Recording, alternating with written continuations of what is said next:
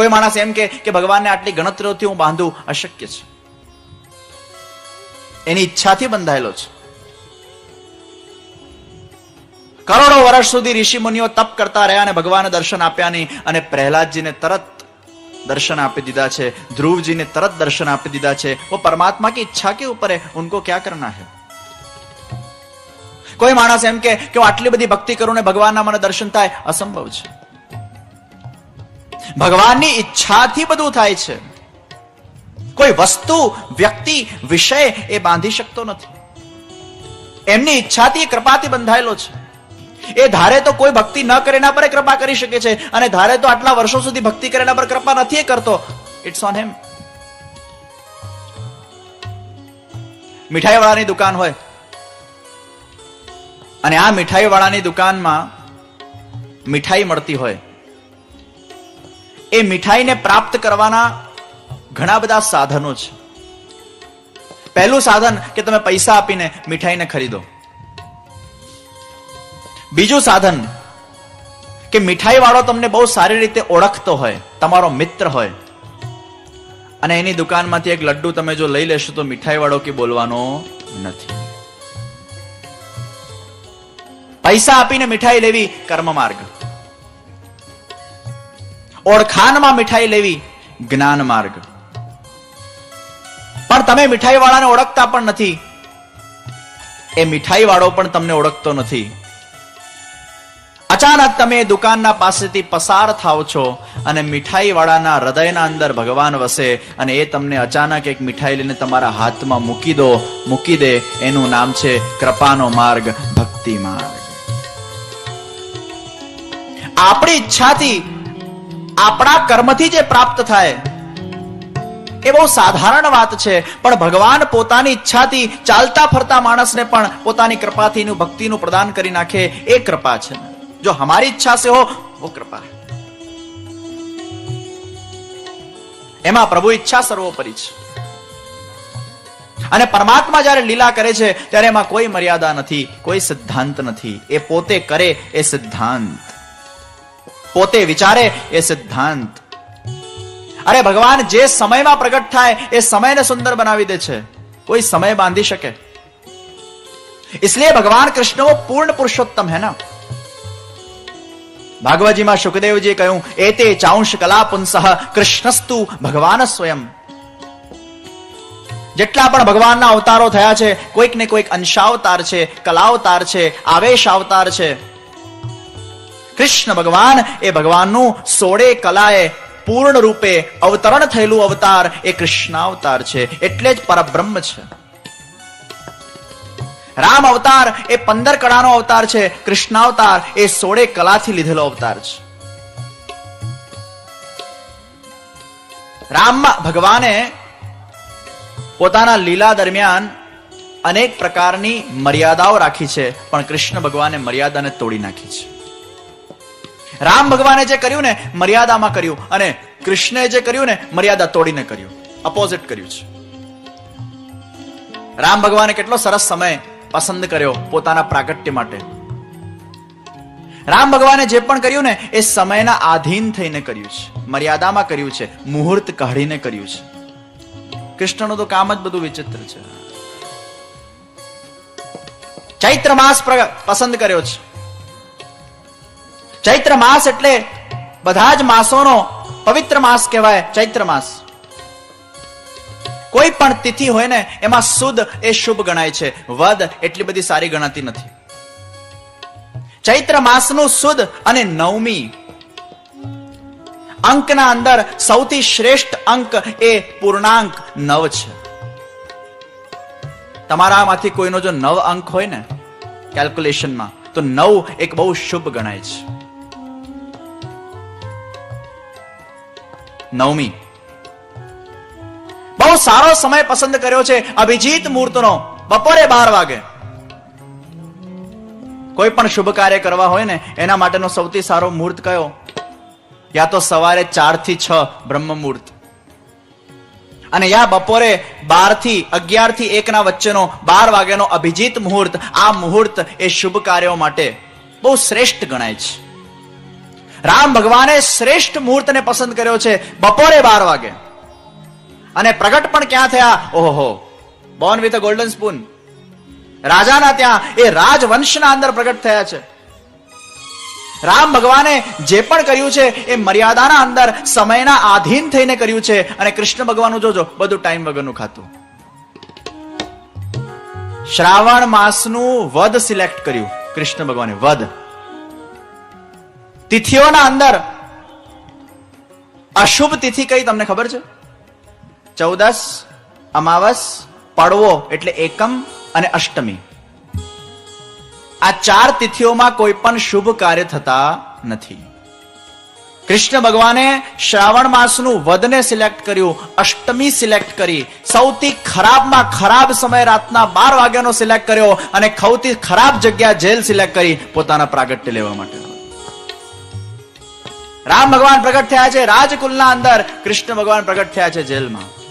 રામ ભગવાન પ્રગટ થયા છે અભિજીત મુહૂર્તમાં, કૃષ્ણ ભગવાન પ્રગટ થયા છે રાતના 12 વાગ્યાના નિશાચરોના મુહૂર્તમાં.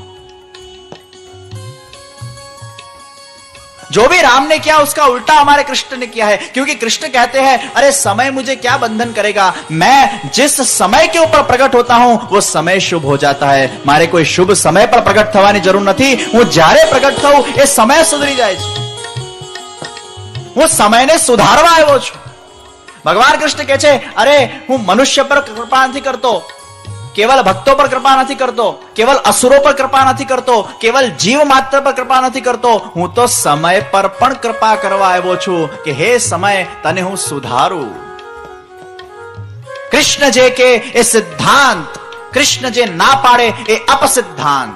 ये कृष्ण का सिद्धांत है.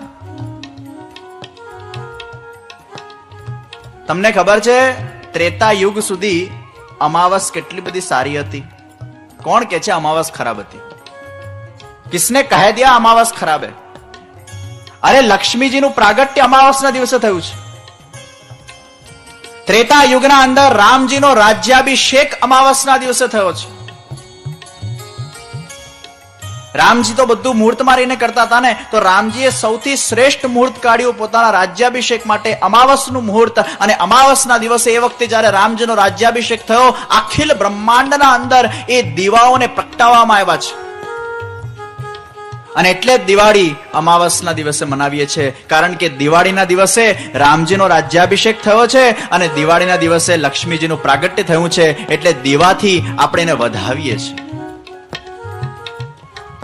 दिवाली अमावस को आती है ना. विचार करो, रामजी अमावस નું મુહૂર્ત કાઢ્યું. અરે ત્રેતા યુગ સુધી, જેમ આજે આપણી સૌથી શુભ તિથિ 11 કહેવાય ને, ત્રેતા યુગ વખતે અમાવસ સૌથી શુભ હતું. અમાવસ બગાડી કોણે? કૃષ્ણ. દ્વાપર યુગમાં જ્યારે કૌરવોએ મહાભારતના યુદ્ધ માટે અમાવસનું મુહૂર્ત કાઢ્યું, ત્યારે કૃષ્ણ ભગવાનને થયું કે આ અમાવસનું જે મુહૂર્ત છે ને એ પાંડવો માટે સારું નથી. એટલે કૃષ્ણ ભગવાને દુર્યોધનને બોલાવ્યા અને દુર્યોધનને કીધું, અલા દુર્યોધન, અમાવસે તો કોઈ યુદ્ધ થતા હોય, અમાવસ તો ખરાબ ખરાબ ખરાબ ખરાબ ખરાબ ખરાબ ખરાબ. અને કૃષ્ણએ જયારે કીધું અમાવસ ખરાબ, એ આજ દિન સુધી કલયુગમાં પણ ખરાબ થઈ ગઈ. હવે કૃષ્ણના એ વિચારોને, કૃષ્ણની એ પથ્થરની લકીરને કોણ ભૂસે? કૃષ્ણને કહે દિયા અમાવસ ખરાબ યાની ખરાબ હો ગયા. કૃષ્ણ જે કે સિદ્ધાંત બની જાય છે. સારી અમાવસને ભગવાને બગાડી, સારીને ભગવાન બગાડી પણ શકે છે અને બગાડીને ભગવાન સુધારી પણ શકે છે.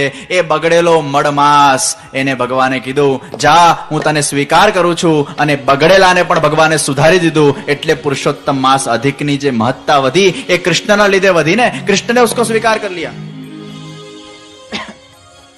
સમયના આધારે હું નથી ચાલતો, સમય મારા આધારે ચાલે છે. ये कृष्ण कहते हैं, ये कृष्ण का स्वभाव है. એ જયારે લીલા કરે ને, એ જયારે કૃપા વરસાવે ને, ત્યારે કોઈ સમય જોતા નથી. એ સમય એમના અનુકૂળ બની જાય છે.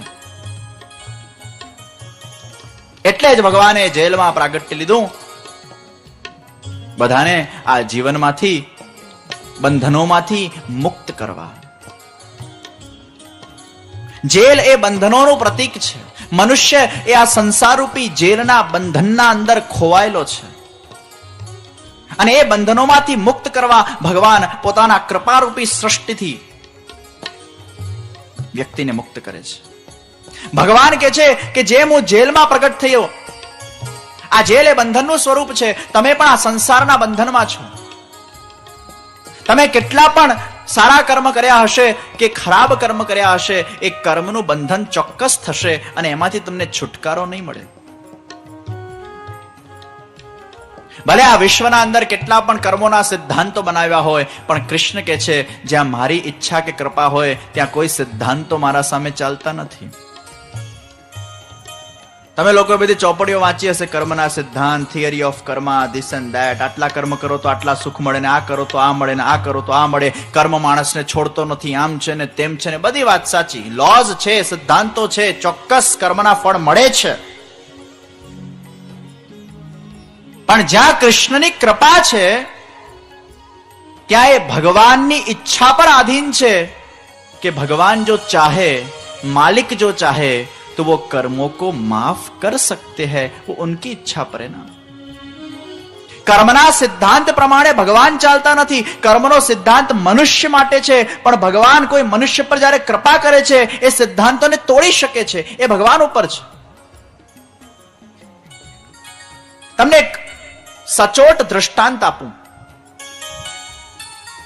કે કોઈ ડ્રાઈવર હોય અને એ ડ્રાઈવરને એના માલિક દ્વારા એક દિવસ માટે એની પોતાની ગાડીનો જો માલિક બનાવવામાં આવે. માલિક પ્રસન્ન થઈ ગયા કે મારો ડ્રાઈવર છે ને એક દિવસ માટે આ ગાડી આપું, જા એક દિવસ માટે તું આ ગાડીનો માલિક, ચાલ. અને ડ્રાઈવરે ખૂબ ખુશ થઈને ગાડી લીધી. માલિકે શરત મૂકી કે આ ગાડીનો તું એક દિવસ માટેનો માલિક છે, પણ આ એક દિવસ દરમિયાન જો ગાડીનો એક્સિડન્ટ થયું તો એનો જુર્માનો તારે ભરવો પડશે. માલિક તો ગાડી લઈને ગયો, ડ્રાઈવર તો ગાડી લઈને ગયો, પોતાના અહંકારમાં ગાડીને ચલાવતો, મારી ગાડી મારી ગાડી મારી ગાડી મારી ગાડી મારી ગાડી. પોતાના પરિવારને બેસાડ્યા, એક દિવસ માટે આપણે આ ગાડીના માલિક છે, ચલ જેટલું ભોગવા એટલું ભોગવી લઈએ. અને બહુ સ્પીડમાં ગાડી ચલાવતો હતો અને ગાડી ઠોકાઈ. જ્યાં ગાડી ઠોકાઈ, હવે ગભરાયો કે માલિકે મને આ શરત પર ગાડીના માલિક બનાવેલો એક દિવસ માટે કે જો ગાડી ઠોકાશે તો એનો જુર્માનો મારે ભરવો જ પડશે. હવે ગભરાયો, એ જુર્માનો ભરવા માટે તો પૈસા પણ નથી, શું કરું? રડતો રડતો માલિક પાસે ગયો અને માલિકને કહે છે, હે માલિક, મને માફ કરી દે, મારાથી ભૂલ થઈ ગઈ. હું અહંકારના અંધના આવેશમાં આવીને એ ગાડીને બહુ ફાસ્ટ મેં ચલાવી અને એક્સિડન્ટ થયું છે, મને માફ કરો. હવે એ વખતે માલિક ચાહે તો સિદ્ધાંતને નથી તોડી શકતો. માલિકે શરત મૂકી કે તું ગાડી ઠોકશે, આનો જુર્માનો તારે ભરવો પડશે. આ સિદ્ધાંત, આ કર્મનો સિદ્ધાંત, આ લો. પણ એ વખતે જો માલિકના હૃદયમાં દયા આવી જાય અને માલિકને એવો વિચાર આવે કે ના ના, આ ડ્રાઈવર મારો બહુ જૂનો છે, બિચારો મારો વફાદાર છે, ભલે એને એકવાર ભૂલ કરી છે, એને હું માફ કરી દઉં, તો માલિક ચાહે તો એ વ્યક્તિના કર્મને માફ કરી શકે છે. એ મનુષ્યના જીવનમાં પણ જેટલા પણ કર્મો થાય છે એ કૃષ્ણ ચાહે તો એને માફ પણ કરી શકતો હોય છે અને ભક્તિ માર્ગમાં વધારી શકતો હોય છે. ભક્તિ માર્ગના અંદર એક વસ્તુ બહુ જ સમજી લેવાની આવશ્યકતા છે કે અહીંયા જીવની ઈચ્છાનો મહત્વ નથી, કેવલ પ્રભુ ઈચ્છાનો મહત્વ છે. અસંભવને પણ સંભવ એ કૃષ્ણ કરી શકે છે. જો એની શરણાગતિને આપણે સ્વીકાર કરશું ને, એ અસંભવને સંભવ બનાવી શકે છે. આ માન્યતા આપણા હૃદયના અંદર દ્રઢ થવી જોઈએ. કૃષ્ણ જો ઈચ્છા કરતા હૈ વહી હોતા હૈ, એનાથી અલગ કઈ થવાનું નથી. અને મારા જીવનના અંદર જે પણ પરિસ્થિતિઓ છે એનાથી કૃષ્ણ વાકેફ છે.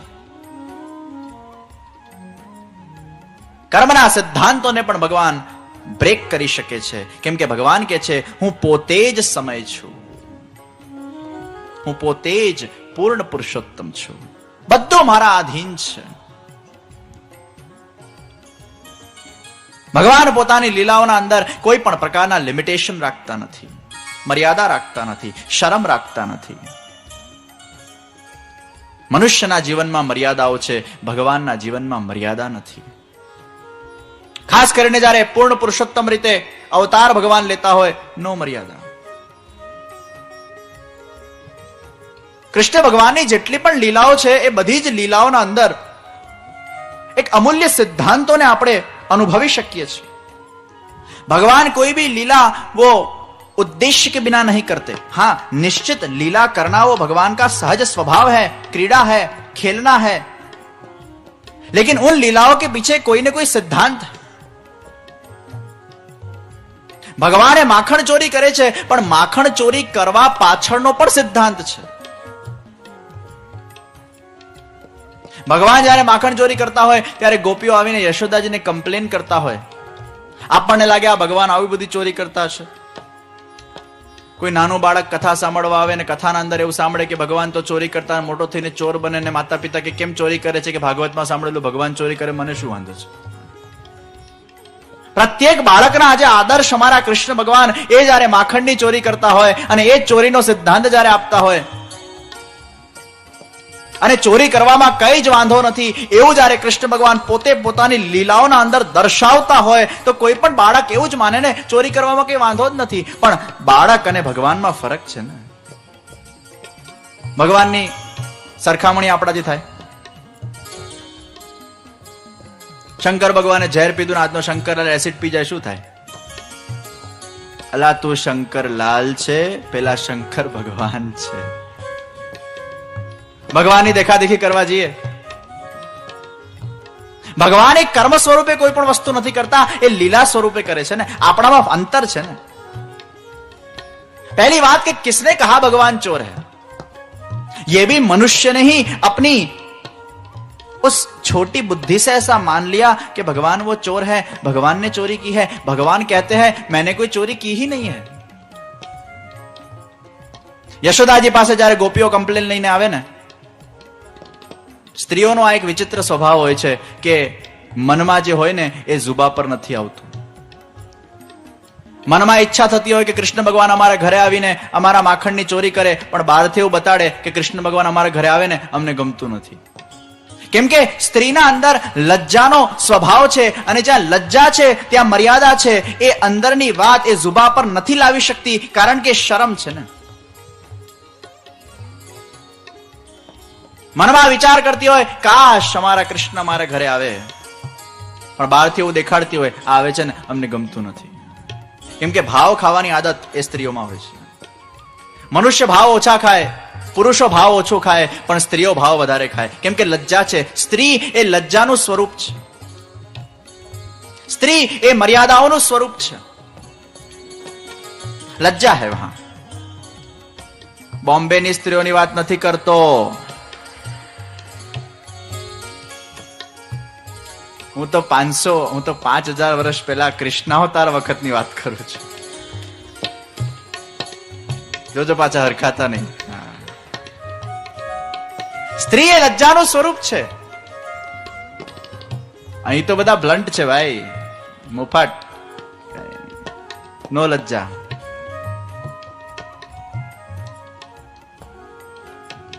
ગોપીઓ જ ઈચ્છતી હોય કે ભગવાન અમારા ઘરે આવે. યશોદાજીને કહે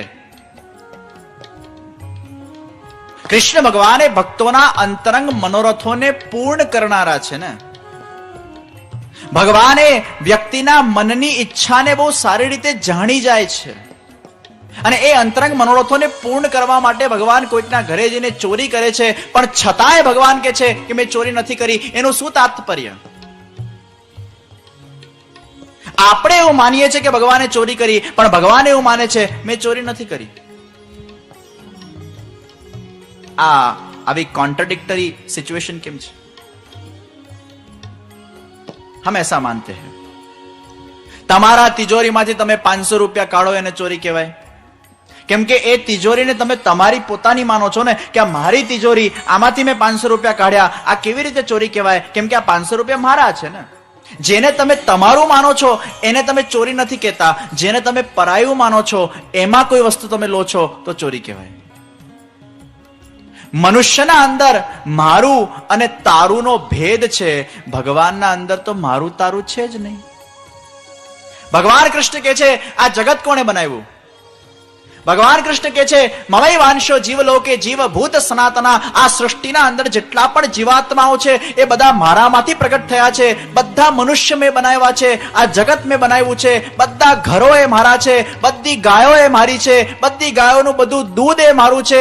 એ દૂધમાંથી નીકળેલું બધું માખણ મારું છે. અને મારા જ કોઈક એક ઘરમાં જઈને જો એ માખણને મેં ખાધું હોય, એ મારું જ ઘર છે, એમાં ચોરી ક્યાંથી આવી? भगवान कहते हैं ये जितनी भी गोपियों का जितना भी घर है वो सब मेरा तो घर है. એને હું મારાથી પરાયું માનતો જ નથી. આ તો મનુષ્ય એ પોતાના જાતને એવું માને છે કે આ મારું છે, પણ ભગવાન કે છે આ મારું આપેલું જો તું તારું માનતો હોય અને તારું માનીને જો તારા ઘરનું માખણ મેં ખાધું હોય અને એ જો તું ચોરી માનતો હોય, એ ભૂલ તારી છે, એ મારી નથી. ચોરી की नहीं है. આ દુનિયામાં ભગવાનથી અલગ કે ભગવાનથી પર કઈ છે જ નહીં. ભગવાન જયારે અવતાર લે છે ત્યારે ભગવાન પોતાની ફિલ્મના અંદર જ કામ કરે છે. ડિરેક્ટરને એવી ઈચ્છા થાય, પ્રોડ્યુસરને એવી ઈચ્છા થાય. આ અષ્ટવિનાયક વાળા બધા બેઠા અહીંયા. આપણા હર્ષદભાઈની ઈચ્છા થાય કે હું પોતે કોઈ રોલ પ્લે કરું ફિલ્મના અંદર, તો ડિરેક્ટર પ્રોડ્યુસર પણ પોતે છે અને રોલ પ્લે પણ પોતે કરે છે. સ્ક્રિપ્ટ એના અનુસાર જ ચાલશે ને. ભગવાન કૃષ્ણ પોતાની જ બનાવેલી ફિલ્મના અંદર જયારે પોતે લીલા કરવા પધારે છે ત્યારે પોતે એક્ટર એ જ છે અને ડિરેક્ટર પણ પોતે જ છે, પ્રોડ્યુસર પણ પોતે જ છે અને લેખક પણ પોતે છે. બધું જ પોતે રહીને પોતે કૂદી પડે છે. અને જયારે પોતે કૂદે ને નો મર્યાદા, પછી એને કોણ ડિરેક્ટ કરે? Who will direct the director? Nobody. કોઈ એક્ટર કામ કરતું હોય એને ડિરેક્ટર કરે, પણ ડિરેક્ટર જયારે પોતે જ અવતાર લે ત્યારે એને કોણ ડિરેક્ટ કરે? એ પોતે જે કરે સિદ્ધાંત, પોતે જે કરે લો, પોતે જે કરે એ સાચું, કેમ કે પોતે જ લીલા કરવામાં ભગવાનને કોઈ મર્યાદા નથી.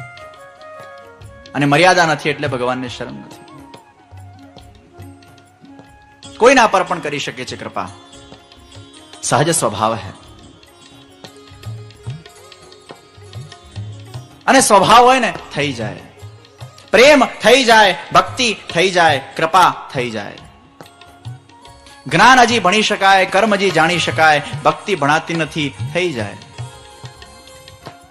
કોઈ પ્રેમીએ પંડિતજીને એ માટે 2 રૂપિયાની દક્ષિણા નહીં આપી હોય, પંડિતજી મારે છે ને આ ટાઈમ પર આ જગ્યાએ અહીંયા કોઈક વ્યક્તિ સાથે પ્રેમ કરવો છે, જરા મુહૂર્ત કાઢી આપો ને. તારા દુકાનના ઉદ્ઘાટનનો મુહૂર્ત નીકળે, તારા જનોઈનો મુહૂર્ત નીકળે, તારા લગ્નનો મુહૂર્ત નીકળે, પરંતુ પ્રેમનો મુહૂર્ત નીકળતો નથી. પ્રેમ તો હો જાતા હૈ ના, भक्ति हो जाती है, उसका कोई मुहूर्त नहीं निकलता कि क्यारे भक्ति भगवाननी मारा हृदयમાં સિદ્ધ બનશે. ભગવાનની કૃપા પણ થઈ જાય છે. ભગવાન પણ અહેતુની જ્યારે કૃપા કરતા હોય છે ત્યારે સાધનોને મહત્વ આપતા નથી, કેવલ એ વ્યક્તિની પાત્રતાને મહત્વ આપીને ભગવાન કૃપા કરતા હોય છે, થઈ જાય છે. જય શ્રી કૃષ્ણ.